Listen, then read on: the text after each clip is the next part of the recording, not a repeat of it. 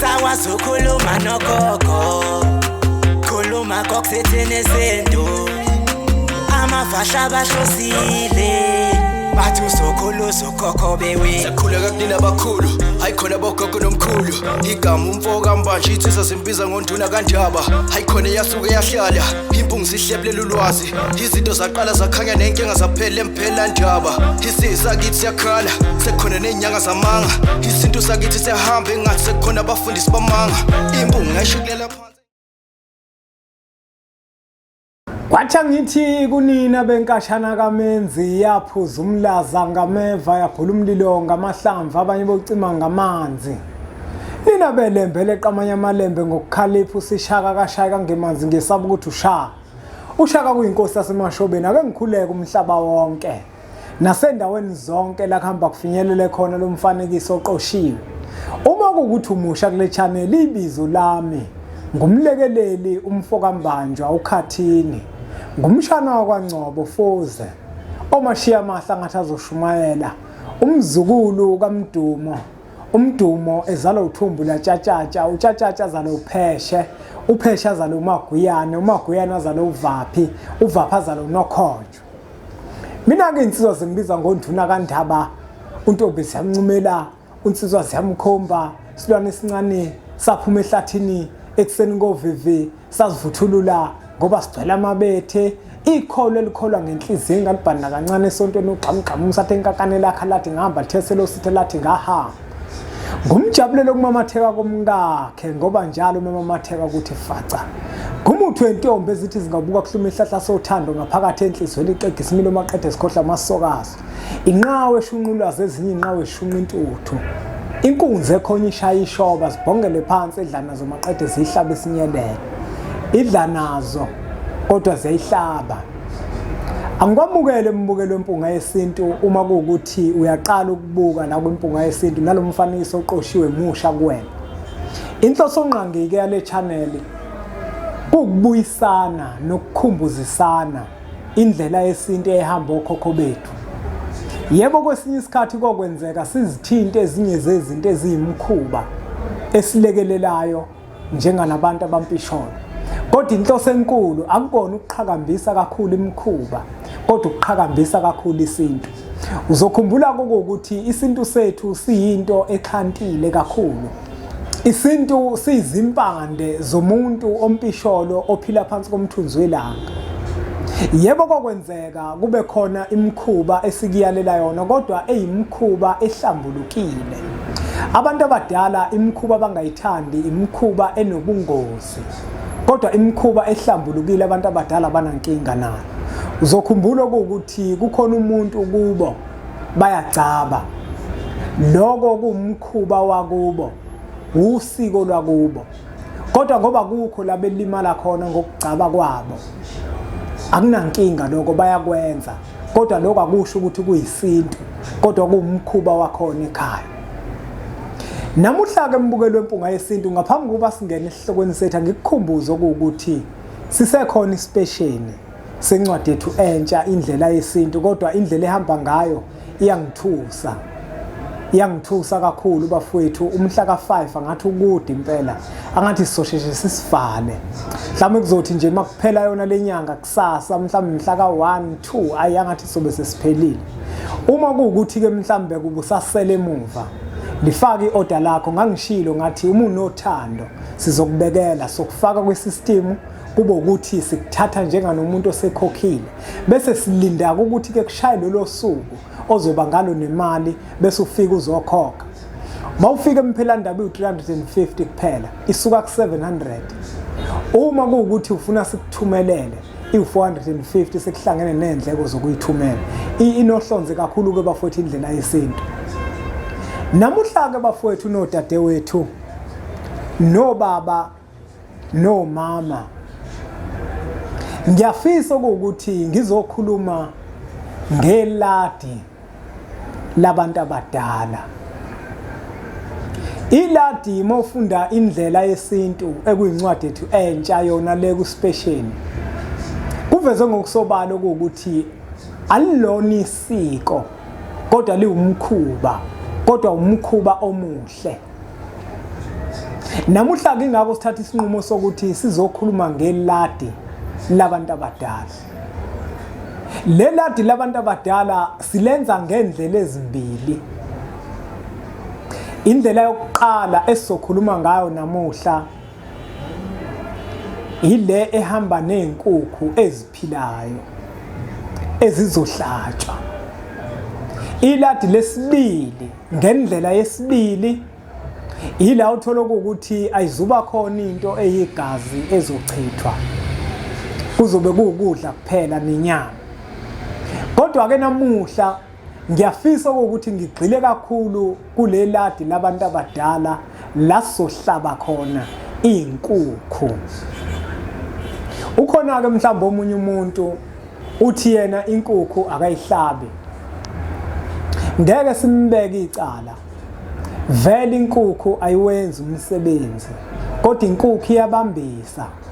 Kuyaba khona la uthola ukuthi khona kufanele wenze into ethile kodwa amandla unawo. Uyakwazi ukusondela ngenkukhu ufike uyenze leyo nto bese umehluko uba khona. La kade kubopheke khona bese kuyaqaqeka. La kade kuvaleke khona bese kuyavuleka. Ngiye ngimdabukeleke mina umuntu othi yena yikho into ayenza ngenkukhu ekusho lokho ngoba mhlambe egcwele kakhulu umqondo wenkolo eyikholo elikhulu.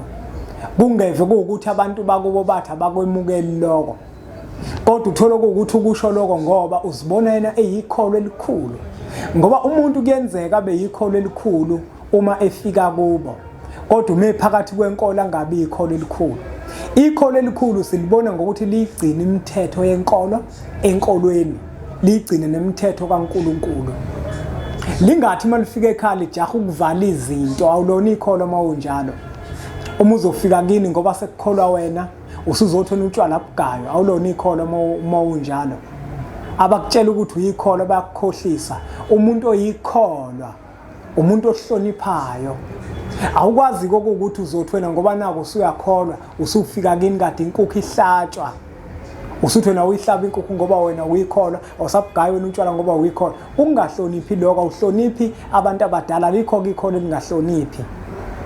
Uma nje ukuthi wena uthatha kakhulu imithetho esesontweni oyifaka emsamo. Inkukhu uthi awuyihlabi ngoba naku wezwe esontweni intshumayelo ethile ayibheke kumuntu othile wayiguqula uyibhekisa ngakuwena usuhamba uyakini uyoguqula isimo sakini. Uyoguqula isimo sakini. Ubani wena? Igama lakho ubani wena ozoguqula isimo sakini? Kuyagaywa kini ufuna kuvalwe ngenxa yakho. Ubani wena? Okhokho bakhe sebezoyeka utshwala ngawe. Baphoqa. Ubani wena? Manje kangikhulumi ngomuntu onjalo. Kodwa ngikhuluma ngomuntu othola ukuthi kubo amakhehla amadala vela ethi thina ngoba phakathi kwekhaya mawenza ngenkukhu kufana ukuthi uyadlala. Asiwenzi umsebenzi ngenkukhu. Inkukhu vela iwenza umsebenzi kodwa iyashweleza, iyaphaphatha, iyalehlisa ulaka. Yabona nje kulo zibandlela odlule ngangihlaba izinkukhu zingaphi? Zazintathu. Ngenza yona lento engizokhuluma ngake ngingene kuyona. Leladi ke bafowethu labantu abadala liyiladi libalekile kakhulu. Libaleke phakathi komndeni. Libaleke phakathi kwabantu abaphila lekhaya. Libaleke ebantwini balekhaya sebephila ngale emoyeni. Kunomuntu othola ukuthi kubo banesifiso sokwenza umsebenzi. Kodwa umsebenzi abazowenza abazi ukuthi kufanele benze umsebenzi benzele bani. Ngoba kwesinye isikhathi kuyenzeka uthola ukuthi phakathi kwekhaya abantu kade bengawenza umsebenzi. Uma kade bengayenzi umsebenzi phakathi kwekhaya bese kudlula umuntu othile wanamhlanje. Uma edlula lo muntu wanamhlanje kuhamba isikhathi sekufana ngabe wenzela umsebenzi. Sebeyasukuma bathi bamenzela umsebenzi. Kanti lowo muntu kunemisebenzi ayikweletayo. Bazothi mabemenzela umsebenzi bese kube khona intukuthelo kubantu abadala ngoba vele imisebenzi lekhaya ayikaze yenziwe mhlambe naye lowo muntu uyena wenza ukuthi imisebenzi ingasenziwa. Nizothi maniqala nina nenzela lo muntu umsebenzi lona ohambe namhlanje ngoba futhi nimazi yena umuntu wayizolo, kodwa abantu bangale kwayizolo nabantu bakuthangi abakaze benzele umsebenzi. Wena usuzohlabela umuntu wanamhlanje noma uzohlabela umuntu wayizolo, kanti abantu bangale kwayizolo nabakuthangi abakaze benzelwe lutho. Uwenza umsebenzi bese umsebenzi owenzayo ulethe iziqhamo ezimbi, kulimala abantu, kushona abantu, kugula abantu, izinto zibheke phansi. Kanti wena wenzela abantu babonile ngamehlo enyama, kanti labantu ababonile ngamehlo enyama badlule emhlabeni kunabantu bakuthangi ekwakufanele babenzele imisebenzi bangabenzela. Leladi-ke labantu abadala liyiladi elibaluleke kakhulu leli engizokhuluma ngalo, ngoba umuntu onjalo kuleso simo ongazi ukuthi kubo kwagcinwaphi uyakwazi ukuthi alenze, bese lona libe yindlela ekufanele bahambe kuyona, libe ukhiye wokubavulela la kuvaleke khona, libe isibani sokubakhanyisela la kumpisholo khona. Leladi-ke bafowethu manilenza akulona iladi elibheke kumuntu othile, kodwa yiladi elibheke kubantu abadala basekhaya bonke. Yingakho manizolenza kufanele ukuthi-ke nonke phakathi kwekhaya nithole izibani nonke ezimhlophe. Uma senizitholile izibani ezimhlophe nonke, bese nithola iqhude, engathi iqhude lingaba bovu, kube nje inkukhu, lezi inkukhu hayi lezi zemshini, kube inkukhu lezi zesiXhosa kalokho, zesisuthu kalokho, zesiZulu kalokho, zesimpondo. Ungabi inkukhu le eyakhiwe ngomshini, thola iqhude elibovu bese uthola isikukukazi noma ngabe sinjani. Kusho ukuthi kuzoba iqhude nezikukukazi ezimbili, iqhude nezikukukazi ezimbili. Bese emva kwaloko nithola amakhandlela amhlophe nonke kini, uma kuwukuthi ni-30 namakhandlela azoba u-30. Bese emva kwaloko umuntu nomuntu abe nemali emhlophe. Uma kuwukuthi nivumelana ngamalandi kube yi10 umuntu. Uma kuwukuthi uphethe u2 kanjalo, imali nje emhlophe. Uma-ke kuwukuthi-ke manje nake seniyasondela ekhaya nizowenza lo msebenzi, into enizoyenza-ke naye asibale kodwa njengamanje izinto ozidingayo. Udinga iqhude elibovu, udinga isikukukazi noma esinjani isikukukazi zibe mbili. Kusho ukuthi inkukhu ezintathu esizidingayo la yiqhude nezikukukazi ezimbili. Bese nithola amakhandlela anilingene nina njenganomndeni. Uma niwu-30 amakhandlela awu-30 amhlophe kuphela, bese kuzoba imali emhlophe yomuntu nomuntu. Umuntu nomuntu kufuneka abe nemali. Uma kuyi10 amashumi, uma niwu-30 kuzoba amashumi awu-30 alingene nomuntu nomuntu.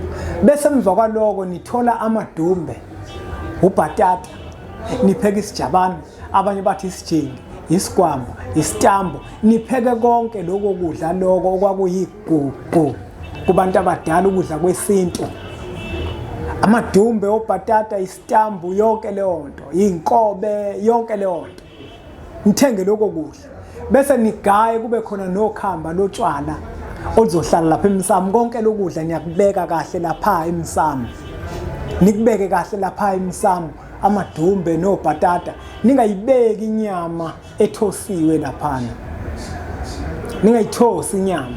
Uma ukuthi khona inyama niyabilisa, niyaxabhisa yonke into, anifaki izispice. Abantu abadala bayidle yonke. Inkinga yenu nisuke nibheke kakhulu bafowethu nani bodadewethu, abantu banamuhla nabayizolo, ibona abathanda ukuthosa kakhulu.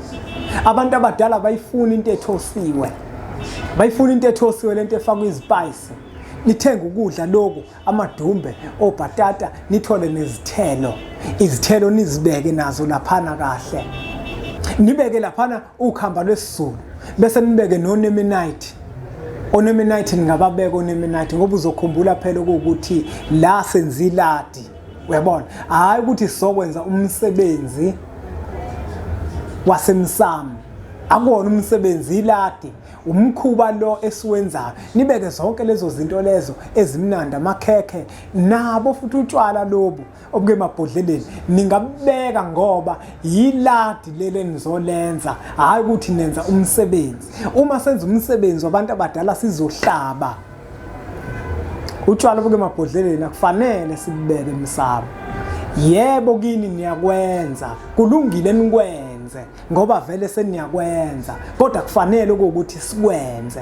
Utshwala obuke emabhodleleni ngisho esibayeni abungeni ngoba esibayeni isemsamo. Nikubeke lokudla lokhu kahle, konke ukudla lokhu okuyisinto. Kodwa hayi lezi zinto lezi ezithosiwe. Nangakusasa futhi ningakupheki ukudla okhari yonke le nto eningayenzi le nto. Senikubekile ukudla lapha. Asikhulume ngeladi. Senikubekile ukudla lapha kahle, nakubeka kahle emapletini kahle, nakubeka kahle, akunankinga, nakubeka kahle kwahlala lapha. Nakuko kubalekile. Kufanele ukuthi ke manje lamakhandlela lawa umuntu nomuntu wale ekhaya. Umuntu nomuntu wale ekhaya kufanele lamakhandlela siwabeke. Angithi umuntu nomuntu nawo ngekathi nilimisa iladi. Siqale sibeke lamakhandlela ngale kokudla. Sibeka amakhandlela ami nje akele kanje. Wonke amakhandlela. Bese emva kwaloko ke kubekwe kahle ukudla kwenu, la kubekwe kahle ukudla kwenu lokwesintu. Lalela. Emva kwaloko ke manje inkukhu zisakhona inkukhu azikakahlatshwa inkukhu kodwa ukudla sekubekiwe lapha emsamo. Emva kwaloko ke manje kuzokwenziwa njani manje kuzokhulunywa le ekhaya. Ngenkathi ke manje siziphethe le inkukhu lezi zontathu. Uma kuukuthi phakathi kwekhaya impepho ayinankinga ngiyishisa impepho. Impepho ayinilimazi ngalutho. Ngoba phela eminye imizi kuyenzeka uthola ukuthi impepho abayishisa. Vele abantu abadala inkulumo abayizwa ngoba ushisa impepho. Endulo kwakuthemelezwa kukhulunywa nabantu abadala bezwe. Kodwa impepho ifana nempempe othi mawuyifutha bese abantu abadala baphenduke babheka ukuthi uthini. Uma kuukuthi impepho niyayishisa phakathi kwekhaya izobe sishisa impepho. Lo mnikazi wempepho bese uyakhuluma, mekhuluma uzokhuleka ekhehleni elidala lale ekhaya. Umekhuleka uzokhuleka ukhulukhulwana. Ikhehle elidala lale ekhaya. Bese akhuleke kubanikazi bale ekhaya. Uma kuukuthi kuzoba nzima kuwena ukukhuleka ngaleyo ndlela kokhulukhulwana, uzokhuleka ngesibongo. Mafuza amakhulu. Bomapholo bomashiya amahlangathi azoshumayela. Ngiyakhuleka emakhehleni. Ngiyakhuleka emathongeni aphethe ukukhanya nezinto ezinhle.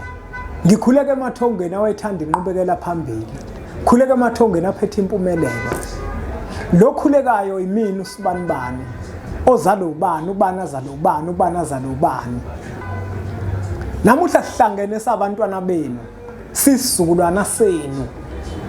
Nako kuhle esizonenzela kona. Siyacela ukuthi nisikhanyisele indlela. Nisifezele izidingo zalapha ekhaya. Nisifezele ukuthi kuphi ekufanele kwenziwe phakathi kwekhaya. Uma siqale kuphi ngoba sazi ukuthi kwakugcinwe kuphi.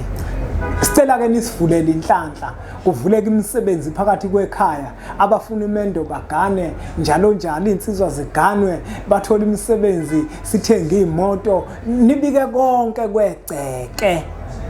Uma nenze njalo nathi sobe sibuya. Sizonenzela konke nizosivezela kona. Ukhuluma umnikazi wempepho nawe uyobeka ngaleso sisoka sakhe. Ake ngiceleke nina bosibanibani ukuba nabantwana benu beze nazi nizibani asikhanyise naye sakhe. Nami ke ngithi nasi isibane enginikhanyisela sona lapho nikhona.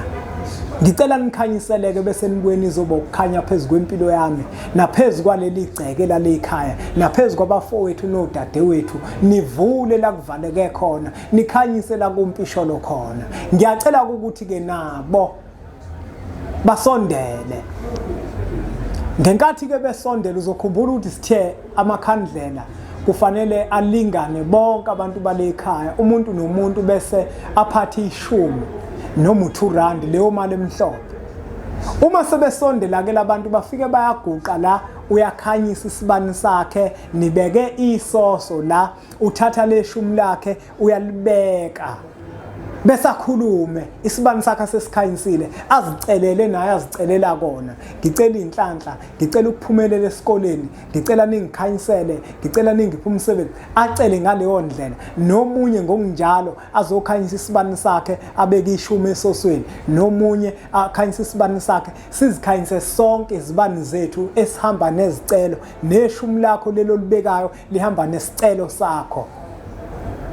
Uma sesiqedile ukukhuluma naye umnikazi lo wempepho naye ishumi yalibeka nesibani unaso naye emva kwaloko lenkukhu lezi sesiyadhlaba lenkukhu seziyachuthwa lenkukhu seniyazibeka ngaleyo ndlela enizibeka ngamo ukuthi niyazichoma emsamo niyazichoma emsamo bese nithatha le nyongo lezi zalenkukhu nizifake nje emanzini manizifake emanzini le nyongo lezi zalenkukhu bese nani niyazithinta nje nikhothe nonke bese enye inyongo niyifafaze lapha emsamo niyithele emsamo. Lokudla lokho akudliwa ngalelo langa kuyalala nenkukhu lezi ziyalala akukho esikudlayo siyakuyeka konke kuhlale lapha. Ngakusasa makusekuseni inkukhu seniyazithatha niyazipheka inkukhu niyazipheka inkukhu anizithosi inkukhu azifakwa futhi ukhari akunongwa ziyabiliswa kwenziwa idombolo anikupheka ukudla ningakupheka ukudla lokho o-curry and rice ngoba into enizoyenza nizolibela ukudla o-curry and rice namasaladi kanti abantu abadala bayidli yonke leyo nto abantu abadala bafuna ukudla lokhu ekade nibenzela kona ukudla kwabo lokudla lokhu bazokudla ngani ngoba bembethe nina aniwapheka ama-rice namasaladi aniwapheki anibamemi futhi abantu ayi ngoba niyathanda ukumema abanye abantu bayathanda ukumema bamemela iladi abantu abamema abantu wenza iladi into yomndeni iladi lifana nenyama yangaphakathi inyama ngaphakathi asiyinika abantu ikakhulukazi masingenisa abantu abadala inyama ngaphakathi asiyinikeza abantu idliwa yithina abantu bomndeni naleyo mbuzi okungenisa abantu abadala babizwa abantu ukuthi bazodla imbuzi okungenisa abantu abadala idinga thina abantu bomndeni ukuthi idliwe yithina. Neladi-ke ngokunjalo iladi asilimemela abantu sothi masivuka sipheke inkukhu zethu kahle sizipheke kahle inkukhu zethu bese emva kwaloko sesiziphekile inkukhu sekushaya isikhathi sokuthi sizodla manje sekuyakhishwa kahle ukudla njengoba usuke wabizithebe kuphuma isithebe sabantu abaganiwe lekhaya abangaganiwe nibaphe bodwa ngoba kukwazi ukudla abantu abaganiwe nabantu abangaganiwe kukhona amakhehla lekhaya wayekade eganiwe angeke zacoshe la kucosha khona umuntu ongaganiwe asikubeke lokho yebo kubhlungu akuzwakali kahle kodwa kuyisiminya kuyawenza umsebenzi uhambe ngendlela uma phakathi komuzi kwenza umsebenzi lo msebenzi mawenziwe sekwabiwa izithebe kuphuma isithebe sabantu abaganiwe badle bodwa abantu abaganiwe nabafazi abaganile lekhaya abaphelele nabo kufanele badle bodwa akusho ukuthi njengoba ngizokwenza isibonelo ngomakoti wakithi uNdlunkulu njengoba nje emncane akusho ukuthi uzohamba ayodla nodadewethu ngoba ecishe lingane nabo umfazi yena lapha kofuze kufanele adle nabafazi bakofuze ngoba kunezalukwazi ezimembethe ezafika zazogana ezingezicoshe esithebeni samantombazana nako-ke lokudla kwabiwa kanjalo kudliwe lokudla okade kulapha emsamo kuthathwe kudliwe kudla thina abantu basekhaya bese kuthathwa nenyama le ihlukaniswe ngokunjalo njengoba kusuke kuhlukanisa izithelo kudle thina singamema abantu bazothwebula inhlanhla zethu singalinge sibameme ukuthwebula phela akukona ukwenza ukuganga nje kuphela ngenkathi wenze into ezokuvulela inhlanhla wena la ungenisa abantu abadala bese uthatha omunye umuntu angaphandle kuzoba khona isidalo esizomthanda sale ekhaya simembathise leyo nto awucabangeke sekuthwebuleka inhlanhla yakho manje ungaqondile kukhona imisebenzi oyimemela abantu kukhona imisebenzi ongayimemela abantu kukhona izinto othi mawuzenzile kufanele udle nabantu bangaphandle kukhona izinto engafanele udle nabantu bangaphandle bese niyadla-ke kahle nidle kahle nidle kahle nidle kahle nidle kahle nijabule makuthi shayani ingoma nishaye ingoma ngoba phela umuzi nomuzi kunabantu bakhona babethanda ingoma. Angazi-ke uma kuwukuthi wena kini sewangenwa inkolo, yonke into nje wena iyinkolo nje kini vele kucula amaculo esonto.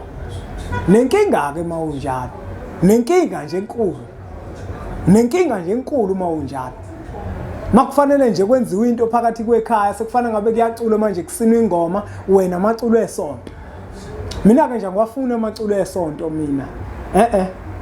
I-gospel nje angizwani nje ne-gospel. Awucabangeke ngoba njengoba ngingazwani ne-gospel kusho ukuthi ithonga elingembethe elingezwani ne-gospel. Gospel nje angizwani nje nayo nje. Ngisho ngilalela umsakazo ngivele nguvale uma kwangena i-gospel. Angizwani nje. Nakubantu abadala bakhona abantu abadala abanjalo. Othola ukuba bekade bamabhinca bafuna ingoma, bafuna kusinwe, kubhiyozwe kube mnandi. Kuyadliwa-ke manje okusalayo ukudla kuhlale khona lapha emsamo. Sizaloke sikudla hayi ukuthi sesiyakuqoqa. Kunabantu abathanda ukuqoqa kakhulu. Sikudle lokudla siloke sithatha nje lapha amadumbe uma kuphelile futhi sekuphelile. Uma sesiyiqedile inyama lamathambo lawa sobe sesiwashisa. Sibasa umlilo nje khona la endlini siwashise lamathambo lawo. Nayi ingxenye la ebalekile ngicishe ngayikhohla. Uyabona le nkukhu lezi kade nilihlabile. Le nkukhu lezi. Le nkukhu lezi kade nilihlabile. Nithathe nje amaphiko, amaphiko amathathu. Niwachome lapha phezulu emsamo. Nithathe izinti niwachome lapha uma sevuthiwe. Ahlale khona nje. Uzokhumbula ukuthi njengoba kade senza iladi kubekwe zonke izinto nezinto ezithandwa abantwana, amaswidi, nayi ingxenye ebaluleke kakhulu esicishe sayikhohla. Egcekeni nithele oswidi egcekeni. Nithele oswidi njengoba kade nigayile nensipho nazo nizichele egcekeni. Iyona ngxenye le ecishe yasala ekuyingxenye ebaluleke kakhulu. Sibachelela ngiloswidi senzele ukuthi izingane ezincane uma sezicosha zicoshe kanye nale ngane lezi eziphile emoyeni othola ukuthi zaphuphuma. Lamashumi lawa ekade ninikela ngawo lana nicele emathongweni akeni. Iminikelo yenu leyo ehamba nezicelo zenu nobe senwathatha lawo mashumi. Bese niqoka umuntu oyedwa enizokwazi ukuthi nimthuma kuphi? Nimthuma kuShembe. uShembe phela uyena oseduze nabantu abadala, abantu abadala bakeduze kwakhe. Nobe senithuma lowo muntu lo athathe lowo mnikelo wenu ekade niwukhulumela, ekade nicela kuwo, nicela izicelo zenu, nicela impumelelo, nicela ukukhanya. Bese lowo muntu uyawuthatha usakaShembe. Uma efika kaShembe afika biko ukuthi emagcekeni akithi kukhona okuncane okuyitiye kade sikwenzile. Sicela ukuthi abantu abadala basikhanyisele. Lo mnikelo ke nguphethe umnikelo womndeni wami. Siyacela ke Shembe okuwukuthi lokho bekade sikwenza abantu abadala bakwazi ukuthi basenzele kona. Nalezo ngqinamba ababhekene nazo la bekhona sicela wena Shembe ukuthi ubaqaqe bakwazi ukuthi basenzele konke lokho kade sikucela. Angageqa amagula ngoba ngemuke.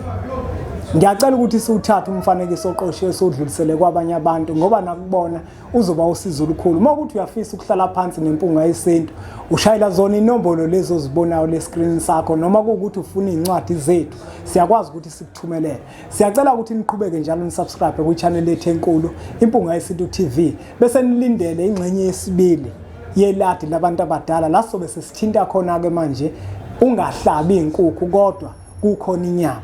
Ake sithi ke nje impunga.